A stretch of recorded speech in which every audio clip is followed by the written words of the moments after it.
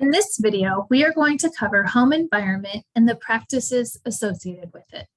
Often people have the misconception that a major remodel or capital project is necessary to be successful in this domain. This is a myth. In fact, some organizations have made major changes and built households and yet are not comprehensively providing person-centered care. There are also organizations who have made only minor physical changes and are providing person-centered care comprehensively. And there are lots in between somewhere. The environment is a tool, but not the driver of person-centered care. The goal for the home environment domain is that the built environment is recognized as the resident's home and resident comfort is honored over staff convenience. Within the home environment domain, there are two cores: resident bedrooms and resident use space. Let's explore these further. The first core, resident bedrooms, focuses on bedrooms in the home, providing opportunities for privacy, personalization, and comfort. This core has three supporting practices: privacy, personalization, and self-care and mobility. For privacy, the first outcome is that elders' rooms are arranged to promote privacy.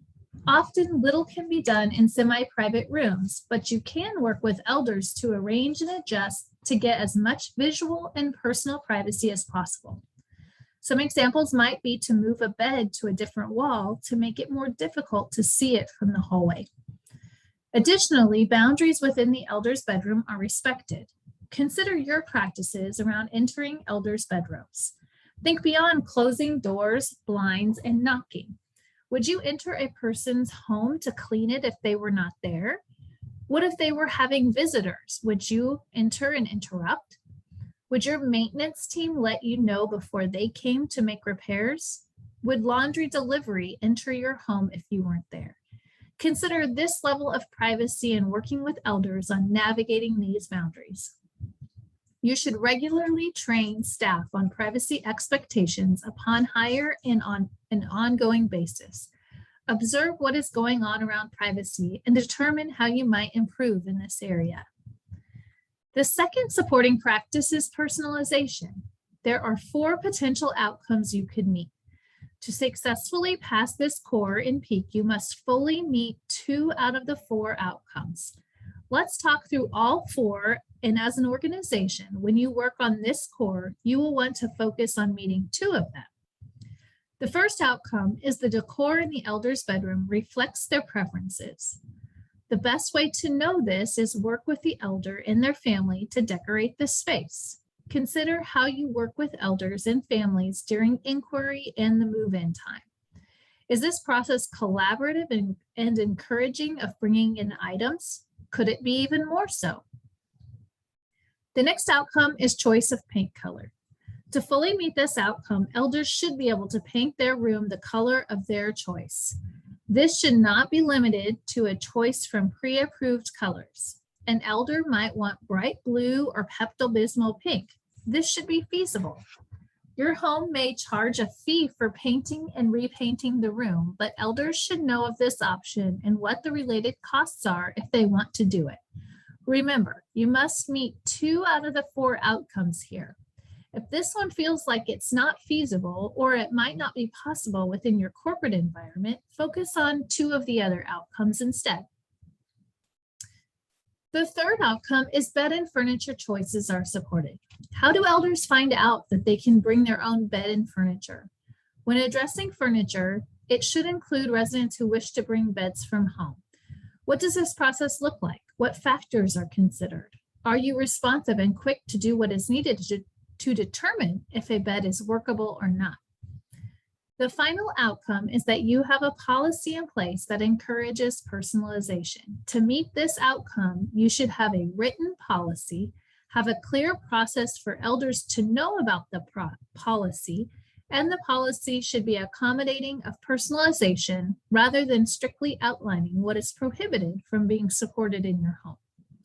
Remember, you must choose 2 to successfully pass this portion of the resident bedroom criteria. You do not need to meet all 4 of these to pass this core. The third supporting practice for resident bedrooms is self-care and mobility. Bedroom spaces should have adaptations to promote elders and self-care. Some examples might include adaptations like moving a towel bar or shelf so a person can reach it. Might also include lowering a closet bar. These things should be done on an individual basis.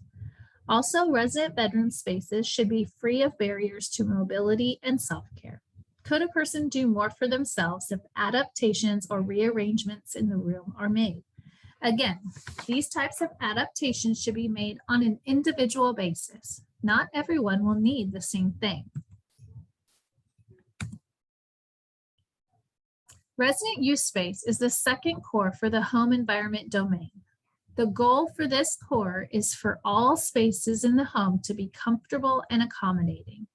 These refer to spaces outside the bedroom used by elders in the home. The resident use space core has 3 supporting practices: private space, self-care and mobility, and institutional elements. For private space, the home should have spaces available for elders to host and receive family and friends. You may have to get creative depending on your physical space limitations. Bathing spaces in your home should promote privacy and dignity. This even includes practices you have around transporting elders to and from public bathing areas. Are elders undressed and dressed in bathing areas only? If they are not, you will want to look at these practices and ensure they promote privacy, modesty, and dignity of elders.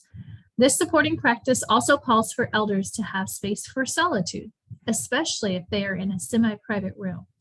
Where can an elder go to be totally alone? Boundaries should be respected in these areas. Staff should not interrupt residents using these spaces. Remember, residents do not live where we work. We work where elders live. It should be treated as their living space, not our workspace. The second supporting practice is self-care and mobility within the public spaces of your home. These spaces should be easy for elders to move around in. Are they free of barriers to mobility and self-care? Are there any areas that are difficult for elders? How could these spaces be made easier to navigate? Move about your spaces from the elder's perspective. What do you experience? Talk to elders. What could be improved? The third supporting practice is institutional elements. The outcomes here include eliminating overhead paging. They may be used in emergency situations like fires, tornadoes, or other emergencies, but not routinely. Equipment and carts should not be left in halls. Consider storage options. This one is tough, especially in homes that are space deprived, but get creative. The final outcome here includes the only required physical change to the environment: elimination of nurses' stations. Think about how workspace is used. The goal is to eliminate barriers. Nurses can step into an office or phone calls and other confidential situations.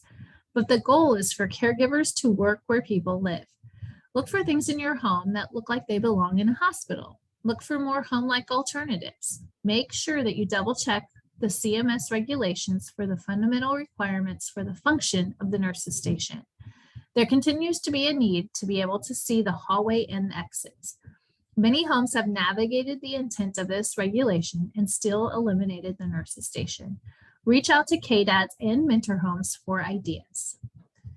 That wraps up the home environment domain criteria. Tune in to the last video on meaningful life.